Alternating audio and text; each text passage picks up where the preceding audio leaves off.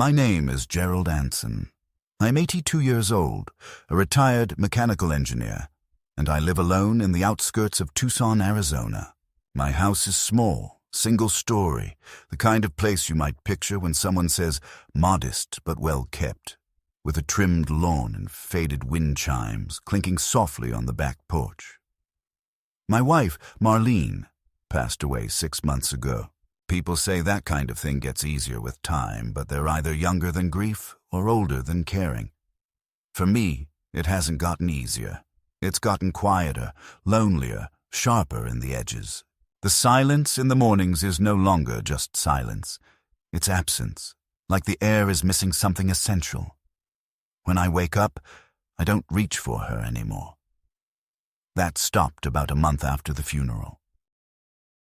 I just stare at the ceiling, letting the fan creak through its tired revolutions, knowing that the day will be long and undisturbed. Marlene and I were married for 54 years. We had our share of fights, disappointments, and rough patches, as every couple does. But she was the soul of my life, the steady warmth in every room, the person I could sit with for hours without speaking and never feel a moment of boredom. She laughed with her whole face, sang when she cooked, and knew how to make even bad news sound like a shared joke. In the final year of her life, her body began to betray her. Arthritis flared, her blood pressure became erratic, and eventually she was diagnosed with congestive heart failure. She had good days and terrible ones. I tried my best to care for her, but I was tired too. My joints stiff, my breath shorter than it used to be. And sometimes, in my darker moments, I was impatient. I said things I regretted. Or worse, I said nothing at all when she needed comfort. That silence still haunts me more than any raised voice ever could. Our only child, Peter, lives 20 minutes away. He's 54, a software analyst, married to Dana, with 2 grown kids of his own. For a time he visited often. When Marlene was still alive, he would come by every Saturday, bring groceries, help me fix things around the house, and stay for dinner. Marlene adored him, even when he was difficult. She always said he was sensitive underneath his sarcasm and distance. I used to believe that too. But something shifted after Marlene's condition worsened. Peter stopped coming by. He said he was busy, overloaded at work, that Dana's mother had been unwell too. There were always reasons. Marlene tried to excuse him, but I saw the hurt in her eyes when he missed birthdays, when he didn't call on anniversaries, when she sat in her chair waiting for the doorbell that never rang. I remember one afternoon last spring, just weeks before she passed. She asked me quietly if I thought Peter loved her. The question cut through me like a blade. I told her the truth, that I believed he did in his own way, but that perhaps he didn't know how to show it anymore. She nodded, her eyes wet, and said, "Maybe I should have written him more. Maybe I should have told him how I felt." What I didn't tell her that day was that she had written something. One evening, after she'd gone to bed early, I noticed a stack of papers on her desk. I hadn't intended to pry, but the top page had my name on it, and underneath it, Peter's. I read just a few lines, enough to understand it was a letter. A long one. The kind of letter people write when they know they won't get another chance. I didn't read more. I felt like an intruder, even in my own house, even when it was my wife's handwriting. I put the pages back and never mentioned it again. After her death, I forgot about the letter completely. The following months were a blur of the hospital forms, death certificates, condolence cards, casseroles dropped off by neighbors who meant well but lingered too long. I slept poorly, ate little, and felt every one of my 82 years pressing into my chest. Peter arranged a memorial service. It was tasteful, quiet, respectful. He spoke briefly, formally, almost like he was reading a script he didn't write. Dana offered a few kind words. Their children, my grandchildren, didn't say anything. I understand that. Grief is heavy for the young. Still, I expected more. Not a grand tribute, but something real, something heartfelt. Afterward, at the reception held at Peter and Dana's home, I wandered through the rooms like a guest, not a father or a grandfather, shaking hands, smiling at strangers. No one mentioned Marlene beyond the usual, "She was a lovely woman." I wanted to scream. She wasn't just lovely. She was fierce, hilarious, complex. She deserved more than a past tense adjective, but I stayed quiet, as I have learned to do. That evening, when I got home, I sat in the kitchen with a glass of water, watching the dark swallow the backyard. That's when I remembered the letter. I found it tucked inside one of her recipe books, not hidden exactly, but not easy to find either. The pages were soft, worn with handling, as if she had reread them many times before sealing them away. There was a note in her handwriting clipped to the top, to be read aloud when the time is right.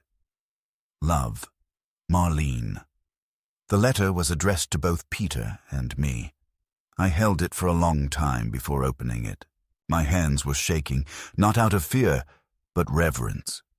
I read it twice, the first time through tears, the second in silence.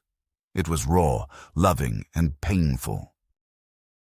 It spoke of her memories, her regrets, her disappointments, and above all, her hope that we, her two men, could find our way back to each other.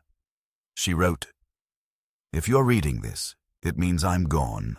And if you're reading it out loud, it means you've remembered I had more to say." After reading it, I sat still for nearly an hour. Her words echoed through me, not just because of their emotional weight, but because they were so clearly her rhythms, her voice, her honesty. That night I decided I would fulfill her wish. I would read the letter to Peter, not as a confrontation, not as an accusation, but as a bridge. A final message from Marlene, untainted by bitterness or resentment. But as the days passed and I tried to approach him, Peter remained distant. He answered my calls with clipped responses, delayed my visits, always busy with something or other. So I waited. I told myself there would be another chance. 2 months later, an opportunity came in the form of an invitation, a family dinner to commemorate what would have been Marlene's 80th birthday. Peter invited a small group, Dana's parents, a few cousins, and us. I took the letter with me, folded carefully in the inner pocket of my blazer, wrapped in the same ribbon Marlene had used to bind it. I hadn't decided whether I would read it or not. I thought maybe the moment would come naturally, that maybe, around the table, someone would say something real, and I would feel the opening. But when I arrived, the house was filled with polite conversation, shallow toasts, and half-hearted smiles. Peter greeted me at the door with a distracted hug. Dana offered me wine. The grandchildren barely made eye contact. Halfway through dinner, Peter made a short speech about his mother, how she had held the family together, how she had been the rock of the household. His tone was flat, rehearsed. I listened, my heart pounding. I looked around the table, saw people nodding, smiling sadly, reaching for another bite of salad. And I knew then, if I didn't speak, no one would. If I didn't read her words, Marlene's voice would be lost beneath the noise of social niceties and forgotten anecdotes. So I stood up, gently, without making a scene. I took the folded letter from my pocket, cleared my throat, and said, "Marlene left something behind. She wanted it read when the time was right. I believe that time is now." That's when Peter's expression changed. He froze, his eyes narrowing. "Dad," he said sharply, his voice cutting through the room like a blade. "Don't." Not here, I looked at him, confused. "She asked me to—" But he raised his hand. "Stop talking about Mom." And just like that, the air went out of the room. Every fork paused in midair. Every conversation ended. A silence fell that was deeper than anything I'd heard since she died. I was left standing there, letter in hand, my son's voice ringing in my ears like an echo I hadn't anticipated. He wasn't just angry. He was afraid. I didn't speak for a long moment after Peter shouted. His words had landed like a slap, not just to silence me, but to assert some invisible boundary he was desperate to preserve. I looked at the letter in my hand, still bound in its faded blue ribbon, and for the first time since I found it, I hesitated. The guests at the table stared at their plates or at nothing at all. Dana cleared her throat and offered a nervous laugh, trying to diffuse the tension, saying something about how emotions were running high this time of year, but no one responded. Peter kept his gaze fixed on me, arms crossed, jaw clenched tight as if he were daring me to continue. And so I sat down slowly, the letter still in my hand, feeling its weight grow heavier than paper should allow. I hadn't come to make a scene.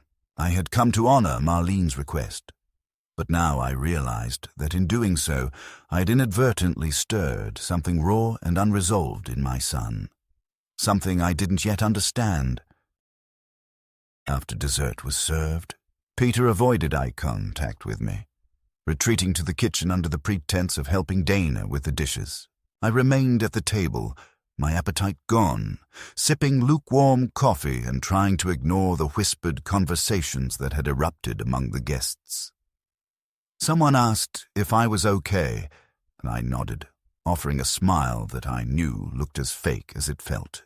I excused myself soon after, and left the house without saying goodbye to Peter. The evening air outside was crisp for a Tucson night, and I walked slowly to my car, feeling the dull ache in my knees that always followed long periods of sitting. I sat behind the wheel for several minutes before starting the engine. The house behind me, once filled with memories of Marlene during better times, now felt foreign, like the shell of a life that no longer existed. That night, I couldn't sleep. I sat in the armchair by the window, watching the blinking red lights on the neighbor's porch across the street, listening to the rhythmic ticking of the old grandfather clock that Marlene had insisted we keep, even when it no longer kept perfect time. I thought about Peter's reaction, his hostility, the sudden spike of emotion, the coldness in his eyes. He hadn't looked at me like a son looks at a father. He had looked at me like a man guarding a vault, afraid of what might spill out if the door opened even a crack. And I kept returning to that moment at the table, the way his voice had trembled, not just with anger, but with something closer to panic.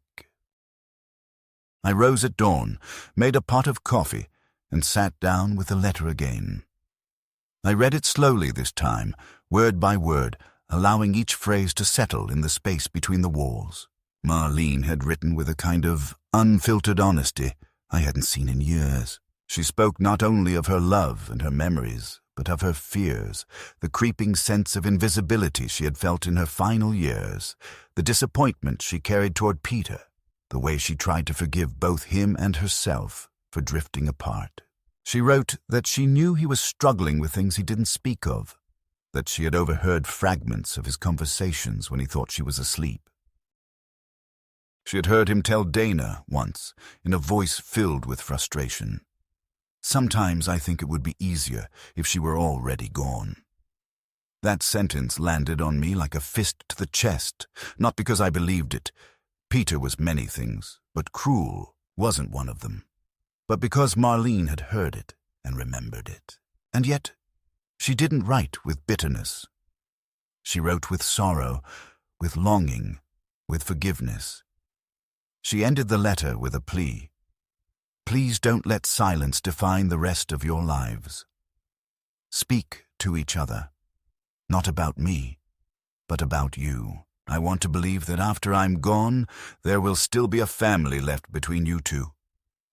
I folded the letter again, my hands trembling, and placed it back in the drawer where I now kept it, no longer hidden among cookbooks, but still waiting.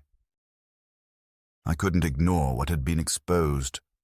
Marlene had trusted me with her final words, and in trying to deliver them, I'd uncovered a depth of pain in my son that I had never anticipated. There was more to his anger than just grief, Something unspoken lived there. Guilt, perhaps, or shame. And suddenly, the memory of those final weeks with Marlene began to shift in my mind, revealing cracks I hadn't wanted to examine too closely. I remembered now how Peter had seemed particularly distant during that time, how he had avoided being alone in the same room with her, always sending Dana or one of the grandchildren in his place. I remembered the evening when Marlene asked if Peter had ever confided in me about something. She didn't say what, but at the time I had shrugged it off, thinking she was just being overly sensitive, too consumed by her own sadness to see clearly. But what if she had seen clearly? What if she had heard more than just one sentence whispered in frustration?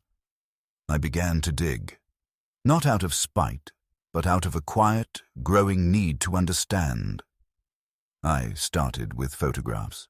I opened the old albums that Marlene kept in the linen closet, 3 large leather-bound books filled with our life together. There were dozens of pictures of Peter as a boy, then as a teenager, and later as a young father. Marlene had written dates and captions beneath nearly every photo, her tidy cursive still vivid in blue ink. I flipped through pages of smiling faces, birthday cakes, camping trips, holidays. Then I reached the last few pages, where the photos stopped altogether. The final entry was a photo from Peter's 50th birthday, 4 years ago. Nothing after that, just empty plastic sleeves and one blank piece of notebook paper tucked in the back. On it, in faint pencil, Marlene had written, "He doesn't let me take pictures anymore." Says it's too much. I sat there, the paper in my hand, the silence in the room thick with meaning. That weekend, I tried calling Peter again. He didn't answer. I left a message. Brief, polite, unaccusatory. I told him I'd been thinking about him, that I'd like to talk, that there were things I didn't understand, and I was ready to listen. No response. I waited 3 days and called again. Still nothing. I tried Dana's number. She picked up, and I could hear the tension in her voice even before I spoke. "Hi, Gerald," she said quickly. "Peter's not really up for talking right now. He's been under a lot of stress. Work's been crazy. Maybe give it a little time." I thanked her, said I understood, and hung up, knowing that I had been dismissed with grace, but dismissed nonetheless. The following week, I received a letter in the mail. It was from Peter. A single page, typed, folded crisply into thirds. The language was clinical, polite, distant. He wrote that he didn't appreciate being blindsided in front of family, that the letter I attempted to read wasn't appropriate for a social gathering. That grief was private and complicated, and he didn't need my help processing his feelings about Mom. He wrote, "I know you mean well, but you're making things harder." And finally, at the bottom, in a line that struck deeper than any insult could have, "Please don't bring this up again." I read his letter 3 times, the first time with disbelief, the second with rising anger, and the third with a sense of terrible, resigned clarity. Peter wasn't just rejecting my attempt to share Marlene's words. He was rejecting Marlene's voice itself. Or perhaps he was afraid of it, afraid of what it might confirm, afraid of what it might accuse him of, even if it never meant to. And yet I couldn't bring myself to be angry with him, because beneath all of it, I recognized the signs. This wasn't just grief. It was shame. And shame corrodes silently like rust beneath the paint, weakening everything until it collapses under its own weight. I sat in my armchair that night, holding both letters, his and hers, one cold and brittle, the other warm and trembling with memory. And I realized something important. Marlene hadn't written that letter just for me to deliver a message. She had written it because she knew I would eventually be alone with our son's silence. She knew that I would need something to keep me standing when he tried to push me away. And perhaps most of all, she had written it to preserve a truth that might otherwise be erased. That night I made a decision. I would not hide her letter again. I would not pretend it hadn't been written. I would find a way to let it be heard, not as a weapon, not as a sermon, but as her final gift. I didn't know how yet or when, but I knew this. The time would come, and when it did, I would be ready. 3 weeks passed before I saw Peter again. I didn't expect to, and I hadn't made another attempt to reach out. I decided to wait for the right moment, but I had also begun to wonder whether that moment would ever come. In the meantime, I went about my routine. Slow mornings, quiet afternoons, evenings spent sitting by the window with a cup of tea, and the same thoughts circling like birds that refused to land. The letter from Marlene remained in my desk drawer, occasionally reread in full, but mostly just held. I had no intention of forcing it on anyone, least of all on Peter, but I also hadn't given up on her wish. I still believed that her voice deserved to be heard, no matter how uncomfortable it might be for others. I simply didn't know when or how that might happen. Then the invitation came. Dana called one Friday morning, her voice unusually upbeat, telling me they were planning a small Sunday lunch. A family reset, she called it. Just the 4 of us. Peter, Dana, myself, and their daughter, Emily, who had recently returned from college. She said Peter wanted to clear the air. I didn't know whether to believe that or not, but I agreed without hesitation. I hadn't seen Emily in nearly 2 years, and the thought of seeing her again, even briefly, filled me with a warmth I hadn't felt in months. I shaved that morning, pressed a clean shirt, and even picked up a small box of lemon cookies from the bakery Marlene used to love. I arrived at their house 15 minutes early and sat in the car until it was exactly noon. I didn't want to appear too eager, though every cell in my body longed for some kind of reconciliation. Some restoration of what had once been the ordinary rhythm of family. Peter greeted me at the door with a strained smile and a brief nod. Nothing more. Dana was warmer, ushering me in with a hug and a cheerful mention of how good it was to see me. Emily appeared from the hallway, thinner than I remembered, her dark hair pulled back, her eyes tired but kind. She hugged me tightly and said, "Hi, Grandpa." And in that moment, I felt a crack in the wall I hadn't realized had hardened between us. We sat down at the dining table, which had been set with a simplicity that reminded me of quieter times. No centerpiece, no candles, just plates, glasses, and a bowl of salad in the center. The main dish was a baked chicken recipe Marlene used to make, and I wondered for a moment whether Dana had chosen it intentionally, or if it had just been coincidence. Either way, it stirred something in me I hadn't expected. A soft grief, uninvited but not unwelcome. The meal began quietly, conversation cautious and surface level.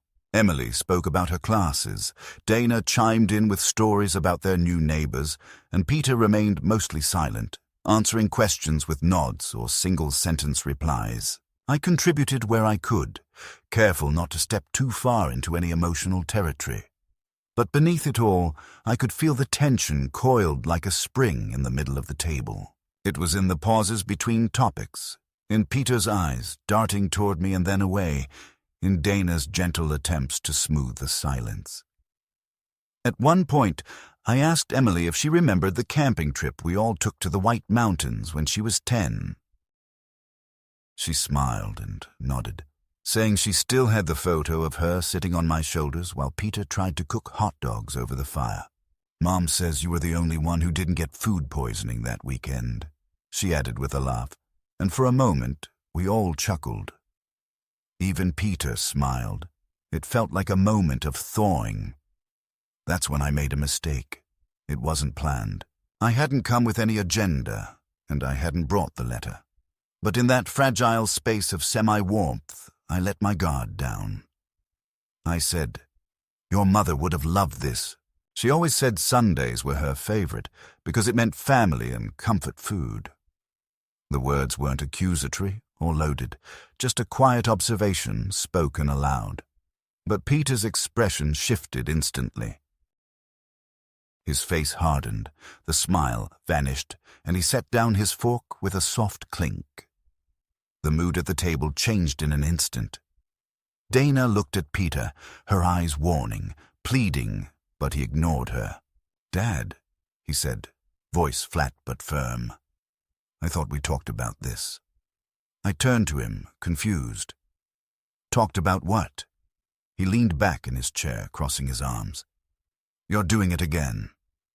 Making everything about Mom. Every visit, every conversation, it circles back to her like some kind of guilt trip." I blinked, genuinely taken aback. "She was my wife, Peter." "Of course I talk about her." He shook his head. "You talk about her like you're trying to make me feel something I'm not ready to feel. Like you're waiting for me to break down and apologize for being a bad son." His voice rose slightly, not loud, but sharp. Maybe I was. I don't know. "But this thing you keep doing, it's not helping. It's manipulative." I looked at him, stunned. Dana reached for his arm, whispering his name, but he pulled away. Emily sat frozen, her eyes wide and uncertain. "I'm not trying to manipulate anyone," I said quietly. "I just miss her." Peter's mouth twisted into a bitter smile. "Yeah, well, we all miss her. But some of us are trying to move on without turning every conversation into a funeral eulogy." I opened my mouth to respond, but he wasn't finished. "You know what really pisses me off?" he continued. "You act like you're the only one who lost her. Like your grief is more important than mine. Like you're entitled to judge how I feel because I didn't show up the way you think I should have, but you don't know what was going on with me. You never asked. You just decided I failed you. And now you want me to sit here and nod along while you bring her up like some sacred relic I'm supposed to worship." I felt my chest tighten. My hands trembled slightly in my lap. I looked at him, truly looked at him, and saw not a man filled with anger, but a man drowning in something heavier. I said, "I'm sorry you felt judged. That was never my intent." Peter scoffed and looked away, shaking his head. The rest of the meal passed in tense silence. Emily tried to restart the conversation, but it fizzled almost immediately. Dana cleared the plates and offered dessert, which everyone declined. I stood to leave soon after, thanking Dana and Emily quietly, then turning to Peter and saying, "My door is always open." He didn't respond. Just stared out the window, jaw clenched, hands in fists on the table. Back home, I paced the kitchen for over an hour, trying to understand what had just happened.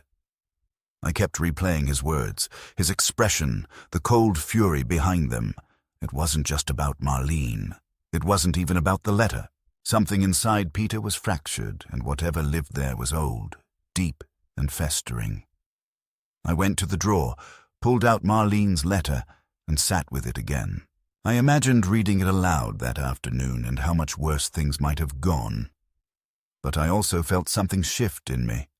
Peter's reaction wasn't rejection, it was defense. He was defending himself against something he couldn't face. Not yet. Maybe not ever.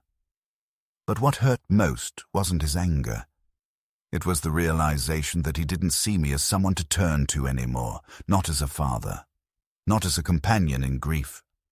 Just another reminder of everything he wanted to forget. That night, I dreamed of Marlene. She stood in the garden behind our old house in Flagstaff, where the lilac bushes had once grown taller than our heads. She was wearing the green dress she wore on our anniversary, the year Peter graduated from high school. In the dream, she turned to me and said, "You'll have to tell the truth, even if it breaks something. Even if he hates you for it." I woke up with tears on my face and the sheets twisted around my legs like restraints. I got up, washed my face, and made coffee, though it was still dark outside. I knew then that the time was coming. I didn't know when, but it would come. And when it did, I would be ready, even if it meant losing my son for good. Because some truths, once written, demand to be heard. The next few weeks passed in a strange twilight of avoidance. I neither reached out to Peter nor heard anything from him. The phone remained silent, and the mailbox held only utility bills and grocery store flyers. I went about my days as if life had simply narrowed itself into routine. Measured steps, solitary meals, the same radio station humming in the background, the sound of birds outside my window in the early morning light. But beneath that quiet domestic rhythm, something churned. I could feel it pressing in, a kind of emotional gravity pulling me inward. It wasn't just grief anymore. It was a question that had rooted itself deep in the soil of my consciousness and refused to be ignored. What if Peter wasn't simply hurt or ashamed, but hiding something? What if Marlene had sensed it too? Her letter had hinted at a secret, a tension, a withdrawal, a sadness she hadn't fully named. She had written, "Peter was always good at disappearing without moving. I could be sitting beside him and still feel like I'd lost him." That line haunted me, not because I didn't understand it, but because I did. I had felt that too, especially in the last year of her life. He had come less frequently, spoken shorter sentences, and even when he was present, there was a stiffness to his posture, a distracted edge to his voice, as though he was afraid to stop and actually feel something. At the time, I chalked it up to stress, work, the burdens of adulthood. But now I began to wonder if it had been something deeper. One rainy afternoon, I went into the garage to look for an old set of woodworking tools. I had decided to repair a broken kitchen cabinet hinge that had annoyed me for months. In the corner of the garage, beneath an old canvas tarp, sat a dusty box labeled in Marlene's handwriting, "Peter, High School, College." It was strange, really, how I had never noticed it there before. I pulled it out, the cardboard soft at the edges from age and moisture. Inside were yearbooks, report cards, printed essays, photos of Peter with his debate team, and several notebooks, some with college class notes, others more personal. I know I shouldn't have read them. There's something sacred about a young man's journals. But I felt compelled, not out of nosiness, but out of a desperate need to understand who my son had once been and how he had come to be the man who now couldn't stand to be in the same room with his father's grief. One entry, written in small, slanted handwriting, stood out. It was dated March 1992. Peter would have been 22 then, a senior in college. It read, "I don't know how to tell them. I don't know if I ever will. Sometimes I think Dad would be fine, maybe even try to understand. But Mom, she'd see it as a failure, something she did wrong. I can't bear that. So I keep my mouth shut and smile. And every time she tells me how proud she is, it makes me want to vanish." There was no explanation, no elaboration, just that. I sat in the garage for nearly an hour, rereading that passage. I didn't know exactly what Peter had meant, but I knew what it felt like to carry a silence for so long it starts to change the shape of your soul. I returned the notebook to the box, closed it, and placed it back where I found it. Whatever Peter had buried, he had buried for a reason, and it wasn't mine to exhume.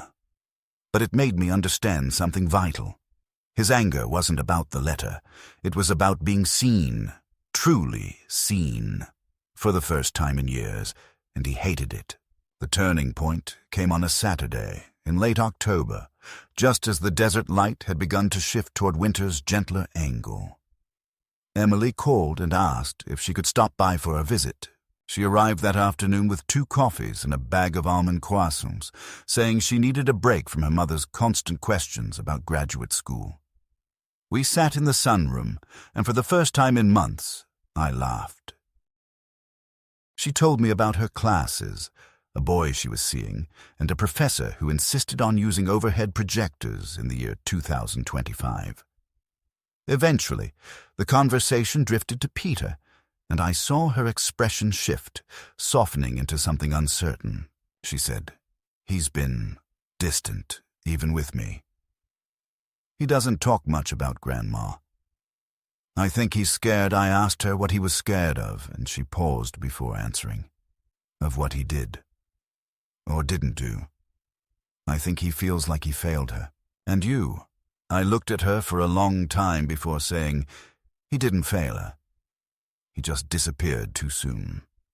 She nodded and asked quietly, "Can I read the letter?" I was surprised, not because she wanted to read it, but because she asked so gently. I went to the desk, pulled it out, and handed it to her. She read it slowly, her lips moving as she traced each line, her hands trembling just slightly. When she finished, she folded it carefully and handed it back. She loved him so much, she said. Even in the end. She wasn't angry, just sad. I nodded. Emily looked at me and added, "You should read it to him. Even if he yells, even if he walks out, someone has to say it out loud." That night I made my decision. I would read the letter, not privately, not quietly, but in front of the people who mattered.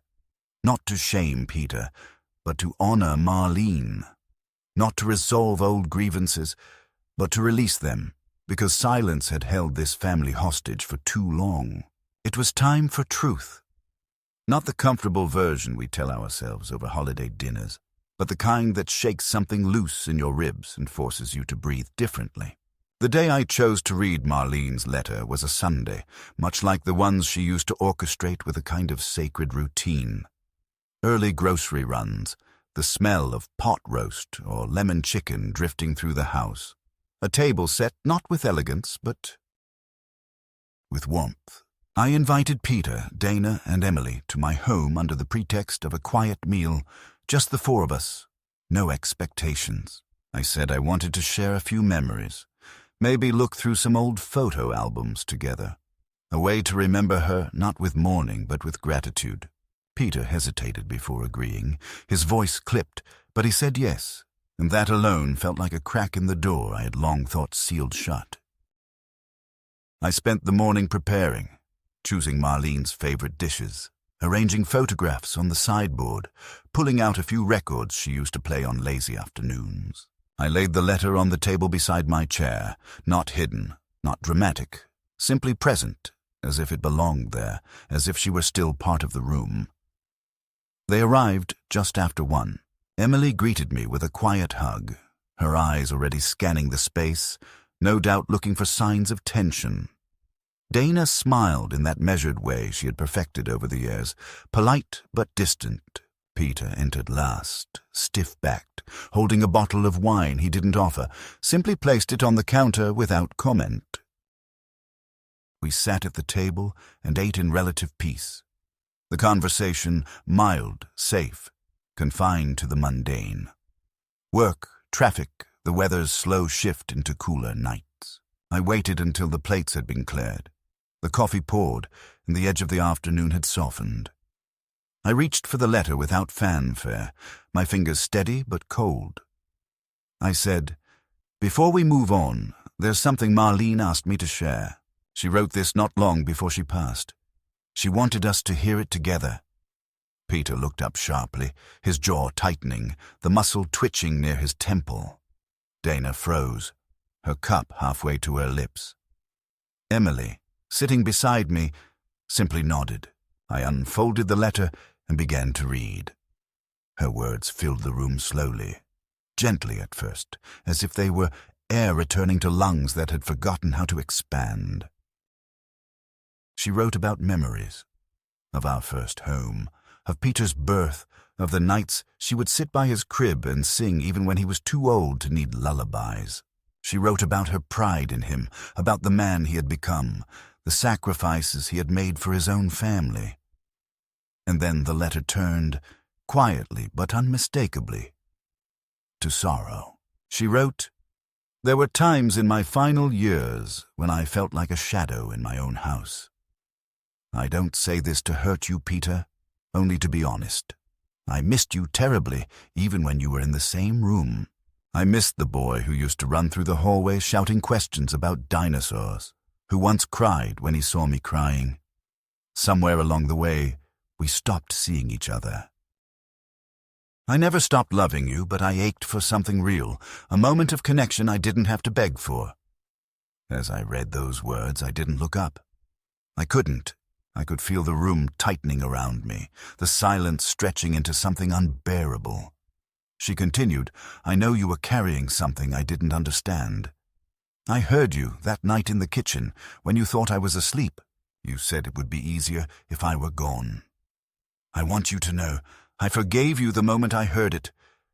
I knew it came from pain, not cruelty. But I needed you to know that I heard it. I saw you even when you were trying to disappear. At that line, I heard Peter exhale sharply, almost a gasp, and then the scrape of a chair. I looked up just as he stood, fists clenched at his sides, his face flushed. Stop, he said, his voice trembling. Just stop. I didn't stop. I had to finish. Her letter was almost done. She wrote, I don't want my last words to be silence. I want them to be truth, and my truth is this. I love you. I always have. I hope that someday, when the weight lifts, you'll let yourself love openly again. Let yourself be seen. I folded the paper and laid it on the table. The room was still. Peter stood motionless, his breathing shallow, as if the air had been knocked from him. Dana's eyes were glassy, and Emily sat with her hand on mine. Then Peter spoke, not loudly, but with a rawness I hadn't heard since he was a child. You had no right. I looked at him. It was her wish. He shook his head. No, you used it. You used her words to make me feel guilty, to humiliate me. That's not true, I said. I read it because she asked me to. I read it because she loved you and you deserved to hear it. He laughed bitterly. Deserved? You think I deserve this? To be exposed like that? To have my daughter hear that I said I wanted my own mother dead? She knew you didn't mean it, I said. She forgave you. She wanted to help you heal. She wanted you to control me, he snapped. And you loved it. You've been waiting for this. To finally be the good one, the grieving widower, the martyr. Peter, Dana said, warning in her voice. But he ignored her. You think I don't remember the years you barely spoke to her? When you'd go days without saying more than a grunt while reading your damn newspaper? You weren't some saint, Dad. You shut down. You left her alone in that house long before she died. But now you want to stand there and pretend like you were her savior. His words hit me like blows.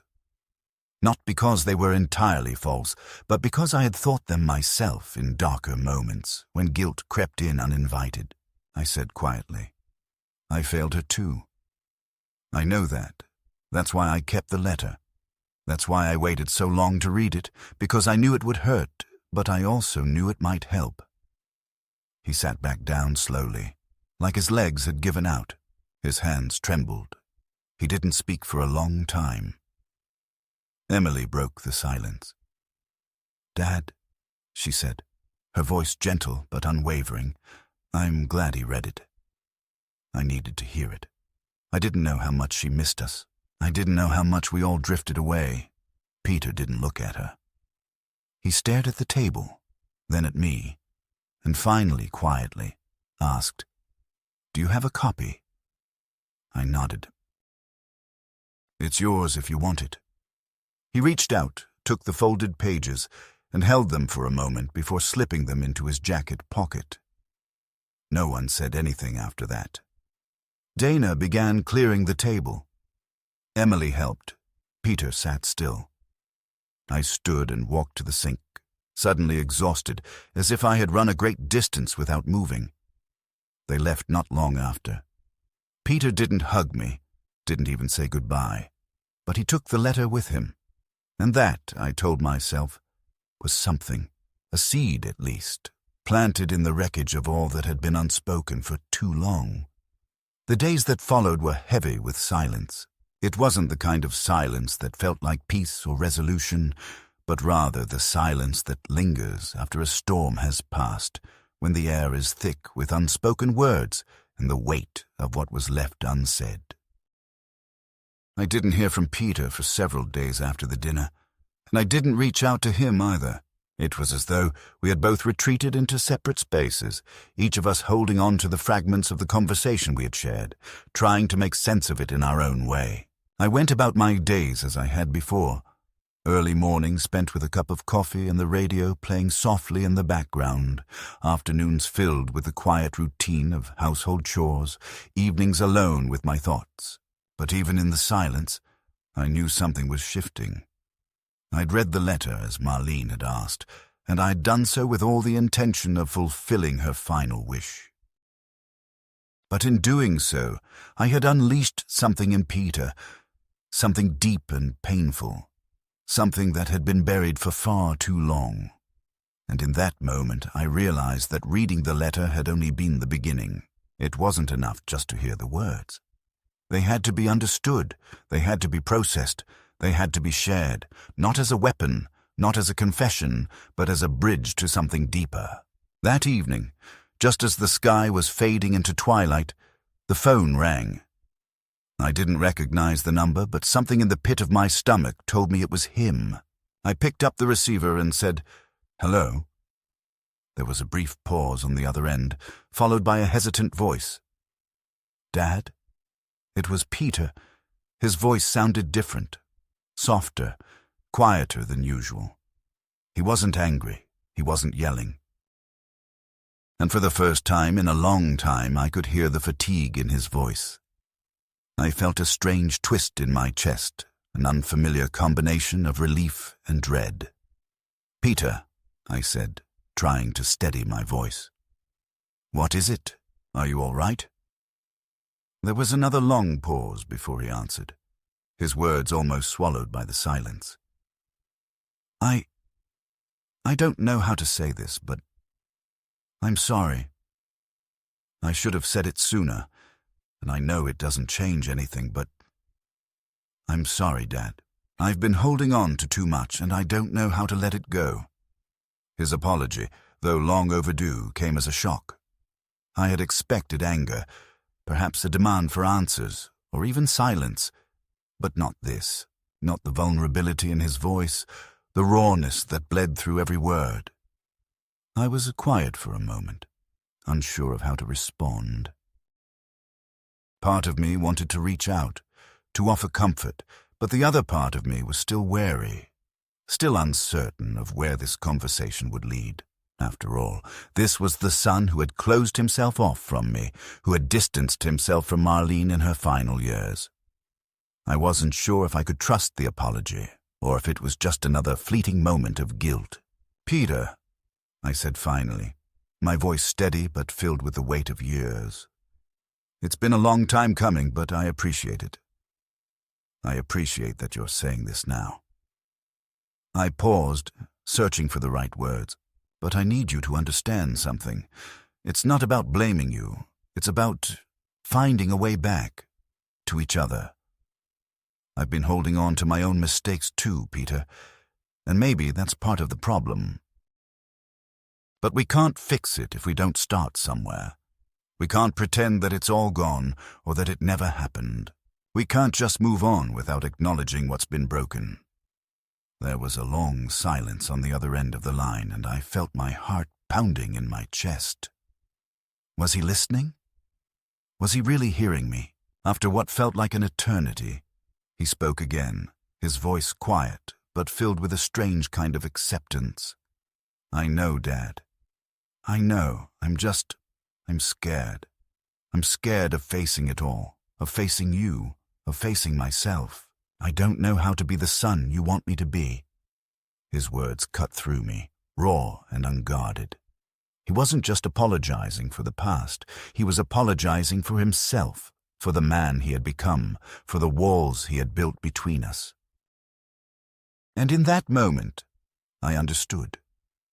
He wasn't just afraid of me. He was afraid of what acknowledging the truth might mean for his own life, for his own identity. "Peter," I said, my voice softer now, "I don't need you to be perfect. I don't need you to be anything other than yourself. But I need you to let me in. Let me help. Let me be your father again, not just when it's convenient. Not just when you feel like it's safe, but all the time, even when it's hard." There was another long pause, and I could almost hear the struggle in his breath. Finally, he spoke again, his voice trembling slightly. "I don't know if I can do that, Dad. I don't know if I can let go of all the shit I've been holding on to." "You don't have to let it all go at once," I replied, trying to keep my voice calm and steady. "But you have to start somewhere, and it starts with this. It starts with us."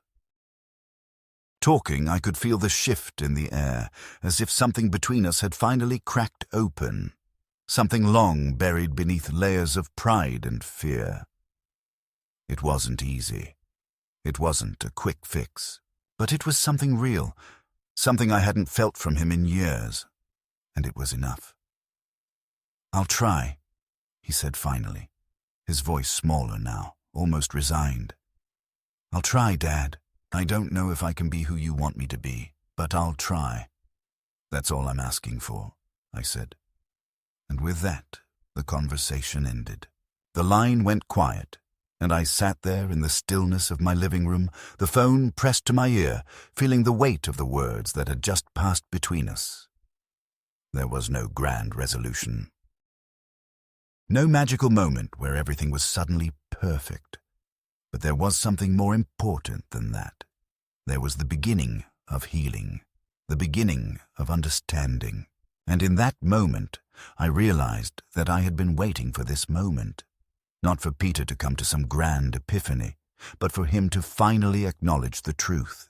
To see me, to see us, not as some idealized version of family, but as human beings, flawed, broken, but still trying to find a way back to each other. That night, I went to bed with a strange sense of peace. It wasn't the peace that comes with a clear resolution, but the kind that comes with knowing that something important had shifted. The kind of peace that comes with the realization that, despite everything, despite the years of silence and hurt, there was still hope. The next morning, I awoke early, as I always did, but today there was a lightness to the air, a sense of anticipation. I made my coffee and sat by the window, watching as the sky began to brighten with the first light of day. The world outside seemed to be waking up too, stretching and yawning, just like me. I didn't know what the future held for Peter and me, or for the rest of our family. But I knew one thing for certain. We had taken the first step, and that, I thought as I sipped my coffee, was enough. A few weeks passed after that conversation with Peter, and I found myself living in a kind of quiet anticipation. It wasn't the kind of waiting that gnaws at your insides, the kind that comes from dread or uncertainty. No, this was a different kind of waiting, one filled with a strange kind of hope. Hope that maybe, just maybe, we were finally beginning to heal. Peter had been calling more frequently, not always with grand announcements or confessions, but with small exchanges that reminded me of the man he had been before, all the distance. At first, they were awkward. Short phone calls, a question about how I was feeling, or a mention of something that had happened at work. But they were real. They were attempts at connection, at bridging the gap that had existed between us for so long. One afternoon, just a few days after the call where he had apologized, Peter came to the house, unannounced. I was in the garden, trimming the rose bushes that had grown wild over the past few months. I heard his footsteps on the gravel path behind me and turned to see him standing there, looking uncertain but determined, as if he had been rehearsing this moment in his head for days. He held out his hand, a hesitant gesture, as though waiting for me to either pull him in or push him away. I stepped forward, taking his hand firmly in mine. "You came," I said simply. He nodded, his expression softening.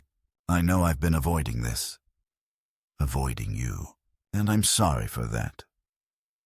I gestured toward the bench beneath the old oak tree, the one where Marlene had spent countless afternoons reading or knitting, the one that still carried the imprint of her presence even though she was no longer there. "Sit with me," I said. "We can talk." For a long while, we just sat in silence, the kind of silence that no longer felt oppressive but comfortable, like the quiet before the storm, when you can feel the tension breaking without knowing how. Finally, Peter spoke, his voice steady but filled with a vulnerability I hadn't heard from him in years. "Dad, I've been thinking a lot about everything. About Mom. About what happened between us.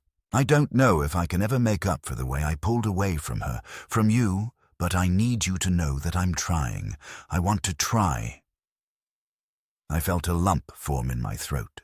The words were simple, but they were everything. They were the admission I'd been waiting for, the acknowledgement of the distance, the regret for the years lost. "Peter," I said softly, "you don't have to make up for anything. You just need to be here. That's all. For both of us." He nodded, a small smile tugging at the corners of his lips. It was the first time in a long time that I had seen him smile without restraint, without the bitterness that had often clouded his expression. "I've been holding on to so much, Dad," he admitted, his voice cracking slightly. "It's like I built this wall around myself, and I didn't even realize how thick it had gotten until now." "Walls are easy to build," I said quietly, "but they're harder to tear down." He sighed, his shoulders slumping as if the weight of everything he had been carrying was finally beginning to lift. "I know, and I'm sorry it took me so long to realize that." We sat there for a while longer, just talking about small things, things we hadn't talked about in years. The weather, the news, family gossip, nothing heavy, nothing profound, but it felt like a beginning. For the first time in ages, it felt like we were talking as father and son, as people who shared more than just blood. We were sharing memories again. Peter told me about a fishing trip he had taken with his friends, about his work, about Emily's recent graduation. I listened, genuinely interested, and he listened to me as well. It was as if we were both learning how to be a part of each other's lives again. Later that afternoon, as the sun began to dip behind the mountains, Peter stood up and stretched. "I should probably go," he said, his voice more relaxed than when he had arrived. "But I'll come back. We'll do this again, Dad. I promise." "I'd like that," I said. He smiled, and for the first time, I saw the weight of the years fall away from him, if only for a moment. He didn't leave immediately, though. He stood there for a moment longer, watching me as I gathered the clippers and put them away. Then, in a voice just barely above a whisper, he said, I think I'll bring Emily next time. She's been asking about you. She misses you." My heart swelled at that. Emily. The last of the grandchildren I hadn't seen enough of in recent years. I had missed so much of her life, just as I had missed so much of Peter's. But it wasn't too late. It was never too late. "I'd love to see her," I said, trying to keep my voice steady. "Bring her whenever you're ready." Peter nodded and walked toward the gate, pausing just once to turn back to me. "I'll bring her soon," he said. "Take care, Dad." I watched him walk away, a part of me still unsure, still carrying the weight of everything that had come before, but another part, perhaps a stronger part, feeling a flicker of hope. For the first time I felt like maybe, just maybe, we could rebuild what had been broken. Later that evening, I sat at the kitchen table, the quiet of the house settling around me like an old friend. I could hear the distant hum of the refrigerator, the rustling of leaves outside in the growing evening wind. It was strange, this feeling of peace mixed with something more. a sense that something was shifting, something had been set in motion that couldn't be undone. It wasn't perfect. There were no guarantees, no promises that everything would work out the way we all hoped. But there was a chance. There was a chance for us to rebuild, for Peter to finally heal, and for me to let go of the ghosts of the past. I looked over at the empty chair at the table, the chair that Marlene used to sit in, the one that still seemed to carry the imprint of her presence, and I smiled softly to myself. She would have been proud of Peter for taking that first step, for reaching out when he had been so reluctant before. Proud of both of us for finally finding a way back to each other. The doorbell rang, pulling me out of my thoughts. I stood up and walked to the door, expecting maybe a neighbor or a late delivery. But when I opened it, there stood Peter, his hand raised in a half-wave, a sheepish grin on his face. "I forgot," he said. "I promised I'd bring Emily. She's out in the car, just getting her coat. Can we come in?" I smiled, the knot that had been lodged in my chest for so long loosening, and stepped aside. "Of course, I'm glad you're both here." And as I ushered them inside, I realized something important. Marlene had been right. We hadn't lost everything. We had just been lost, but now we were starting to find our way back. Together.